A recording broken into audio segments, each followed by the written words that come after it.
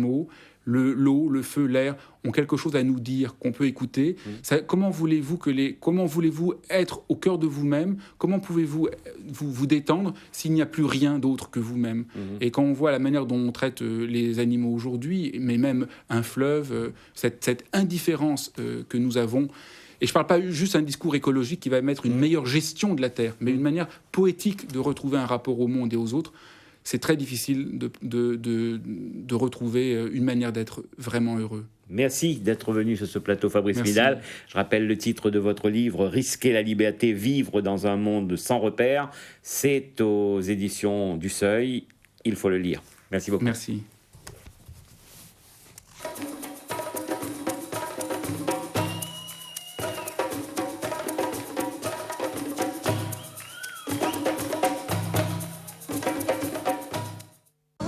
Amour et désillusion pour celle qui veut y croire encore.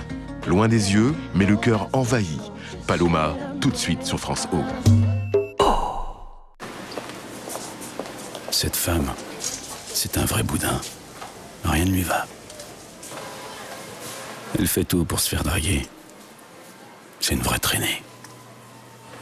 Cette femme a des copines, mais elles sont aussi connes qu'elle. Cette femme, c'est la mienne. Ne laissez aucune violence s'installer. Réagissez. Appelez le 3919.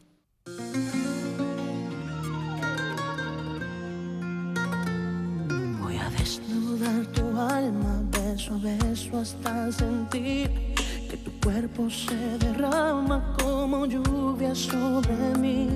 Por el borde de tu espalda voy a dibujar mi amor sin ocultar esta pasión.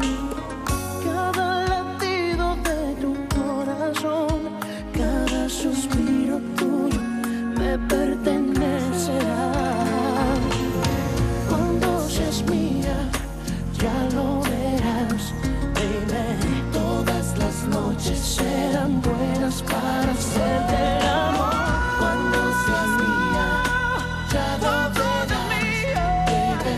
Todas las noches serán buenas para hacerte el amor. Cuando seas mía en cada sueño voy a estar yo. Te voy a hacer buscar, pedir, rogar mi calor. Baby, vas a pedir mi calor.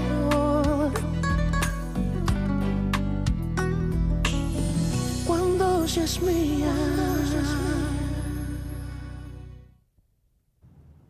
Il t'a dit non, n'est-ce pas? Que je le rappelle dans 10 minutes. Pourquoi donc? Mais je ne sais pas, maman. D'abord, il me dit qu'il ne peut pas m'aider, et après, il me dit de le rappeler dans 10 minutes. Écoute, c'est bizarre, non? Non, maman. C'est ce que disent les gens quand ils veulent se débarrasser de toi.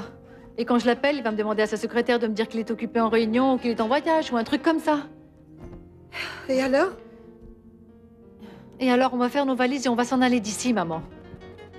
Tu parles sérieusement, Paloma? Oui. On va partir d'ici, maman. C'est fini, la ville, pour nous deux. On va aller là où personne ne nous a vus. Là où personne ne nous connaît, parce que ça, c'est terminé, maman. C'est terminé.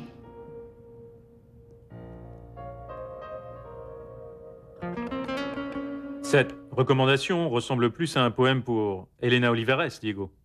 Qu'est-ce qui t'a fait changer d'opinion? Je dois te prévenir que si tu le fais par remords ou par obligation, il vaut mieux que tu oublies ça, Diego. Je ne veux pas avoir de problème. En fait, je ne sais pas comment t'expliquer. Ce n'est pas facile pour moi. Mais, en fait, je crois qu'il faut que tu comprennes ce que tout ça veut dire. Je t'en suis reconnaissant. Je suppose que, comme beaucoup, tu sais déjà que j'ai eu une histoire avec Elena. C'est une histoire qui a commencé bien avant que je me marie avec Bérénice. On s'est rencontrés et nous sommes tombés amoureux. Et les faits du destin nous ont amenés à nous séparer. J'ai perdu sa trace pendant plus d'1 an. jusqu'à ce que je la retrouve à la Cafetalero. Ça a été quand tu as remplacé Fabian à la direction. Oui. Et ça a été une grande surprise quand je l'ai retrouvée en tant que sous-directrice de l'entreprise. Moi, j'étais déjà marié avec Bérénice. Mais je n'avais jamais cessé de l'aimer. Et je me suis aperçu qu'elle non plus. On a repris notre histoire d'amour en secret. Comme des jeunes adolescents. Et quand on était sur le point de partir ensemble, ils nous ont découverts. Tu as pensé à fuir avec elle? Oui, mais la famille l'a appris. Ils nous ont tendu un piège, on y est tombé et nous ont séparés. À elle, ils l'ont renvoyée en lui disant que c'était moi qui ne voulais plus jamais la voir. Et à moi, ils m'ont inventé une histoire en partant de ce qu'Angela et Barbara avaient raconté au téléphone. Que c'était une femme facile, qui était sortie avec tous ceux de la Cafetalero. Qu'elle avait même demandé de l'argent en compensation pour ne pas me revoir. Qui t'a raconté tout ça? Fabian. Mais ça m'étonne que tu l'aies cru et que tu aies tout pris au pied de la lettre, Diego. Elena a une excellente réputation dans la corporation. Et ça, toi, tu le savais. Eh bien oui. Malheureusement, je me suis laissé tromper.